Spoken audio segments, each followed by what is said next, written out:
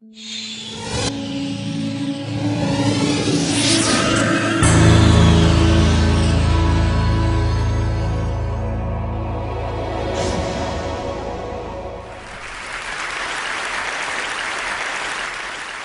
for any of us in this room today, let's start out by admitting we're lucky. We don't live in the world our mothers lived in, our grandmothers lived in, where career choices for women were so limited. And if you're in this room today, most of us grew up in a world where we have basic civil rights. And amazingly, we still live in a world where some women don't have them. But all that aside, we still have a problem, and it's a real problem. And the problem is this: women are not making it to the top of any profession anywhere in the world. The numbers tell the story quite clearly. 190 heads of state, 9 are women. Of all the people in parliament in the world, 13% are women. In the corporate sector, women at the top, C-level jobs, board seats, tops out at 15–16%. The numbers have not moved since 2002 and are going in the wrong direction. And even in the nonprofit world, a world we sometimes think of as being led by more women, women at the top, 20%. We also have another problem, which is that women face harder choices between professional success and personal fulfillment. A recent study in the US showed that of senior managers, of married senior managers, 2/3 of the married men had children, and only 1/3 of the married women had children. A couple of years ago, I was in New York, and I was pitching a deal, and I was in one of those fancy New York private equity offices you can picture, and I'm in the meeting. It's about a 3-hour meeting, and 2 hours in, there's kind of needs to be that bio break, and everyone stands up, and the partner running the meeting starts looking really embarrassed.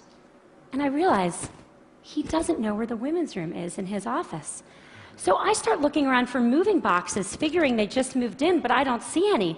And so I said, "So did you just move into this office?" And he said, "No, we've been here about a year."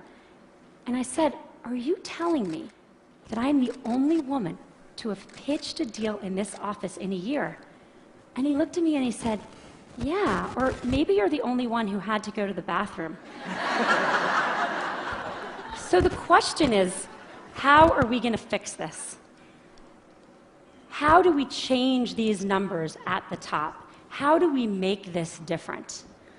I want to start out by saying I talk about this, about keeping women in the workforce, because I really think that's the answer. In the high-income part of our workforce, in the people who end up at the top Fortune 500 CEO jobs or the equivalent in other industries, the problem, I am convinced, is that women are dropping out.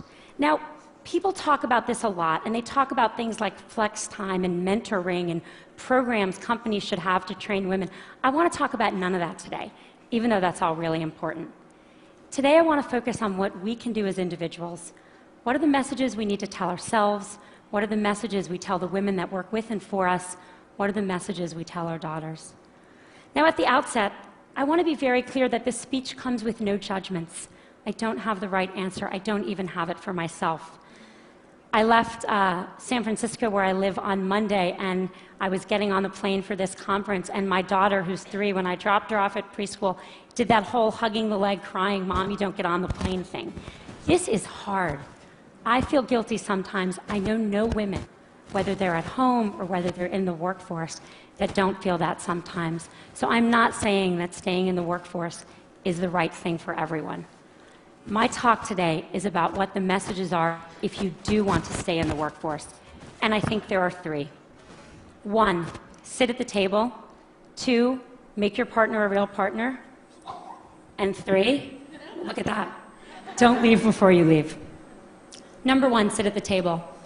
Just a couple weeks ago at Facebook, we hosted a very senior government official, and he came in to meet with senior execs from around Silicon Valley. And everyone kind of sat at the table, and then he had these 2 women who were traveling with him who were pretty senior in his department, and I kind of said to them, "Sit at the table, come on, sit at the table." And they sat on the side of the room. When I was in college, my senior year, I took a course called European Intellectual History. Don't you love that kind of thing from college? Wish I could do that now. And I took it with my roommate, Carrie, who was then a brilliant literary student and went on to be a brilliant literary scholar. and my brother, smart guy, but a water polo playing pre-med who was a sophomore. The three of us take this class together. And then Carrie reads all the books in the original Greek and Latin, goes to all the lectures. I read all the books in English and go to most of the lectures. My brother is kind of busy. He reads one book of 12 and goes to a couple of lectures, marches himself up to our room a couple days before the exam to get himself tutored. The three of us go to the exam together, and we sit down, and we study, sit there for 3 hours in our little blue notebooks. Yes, I'm that old. And we walk out, and we look at each other, and we say, how'd you do? And Carrie says, boy, I feel like I didn't really draw out the main point on the Hegelian dialectic. And I say, God, I really wish I had really connected John Locke's theory of property, the philosophers that follow. And my brother says, I got the top grade in the class. You got the top grade in the class? You don't know anything. The problem with these stories is that they show what the data shows. Women systematically underestimate their own abilities. If you test men and women and you ask them questions on totally objective criteria like GPAs, men get it wrong slightly high and women get it wrong slightly low. Women do not negotiate for themselves in the workforce.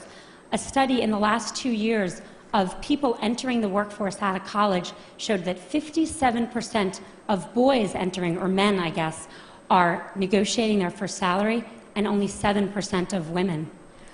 And most importantly, men attribute their success to themselves, and women attribute it to other external factors. If you ask men why they did a good job, they'll say, I'm awesome. If you ask, obviously, why are you even asking? If you ask women why they did a good job, what they'll say is someone helped them, they got lucky, they worked really hard. Why does this matter? Boy, it matters a lot, because no one gets to the corner office by sitting on the side, not at the table. And no one gets the promotion if they don't think they deserve their success, or they don't even understand their own success. I wish the answer were easy. I wish I could just go tell all the young women I work for, all these fabulous women, believe in yourself, negotiate for yourself, own your own success. I wish I could tell that to my daughter. But it's not that simple, because what the data shows above all else is one thing, which is that success and likability are positively correlated for men and negatively correlated for women. And everyone's nodding, because we all know this to be true. There's a really good study that shows this really well. There's a famous Harvard Business School study on a woman named Heidi Roizen, and she's an operator in a in a company in Silicon Valley, and she uses her contacts to become a very successful venture capitalist. In 2002, not so long ago, a professor who was then at Columbia University took that case and made it Heidi Roizen. And he gave that case out, both of them, to 2 groups of students. He changed exactly one word, Heidi to Howard, but that one word made a really big difference.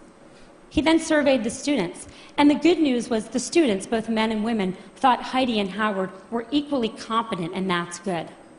The bad news was that everyone liked Howard. He's a great guy. You want to work for him. You want to spend the day fishing with him. But Heidi, not so sure. She's a little out for herself. She's a little political.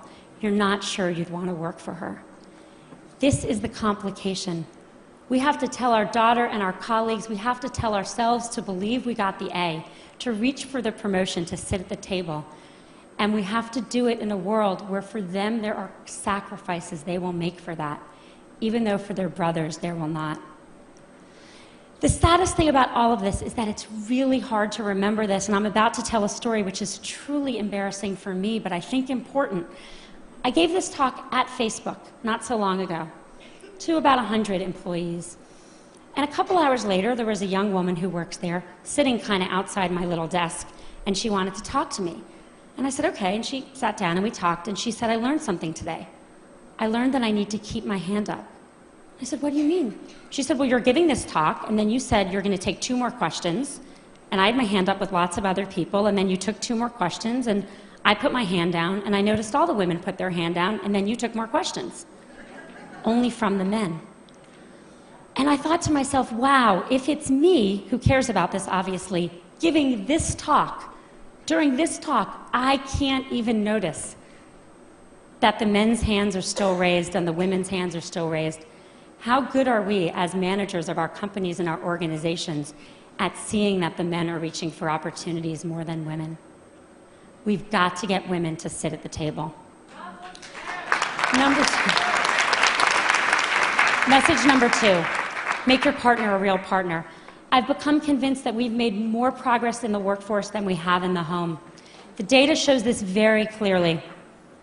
If a woman and a man work full-time and have a child, the woman does twice the amount of housework the man does, and the woman does 3 times the amount of childcare the man does.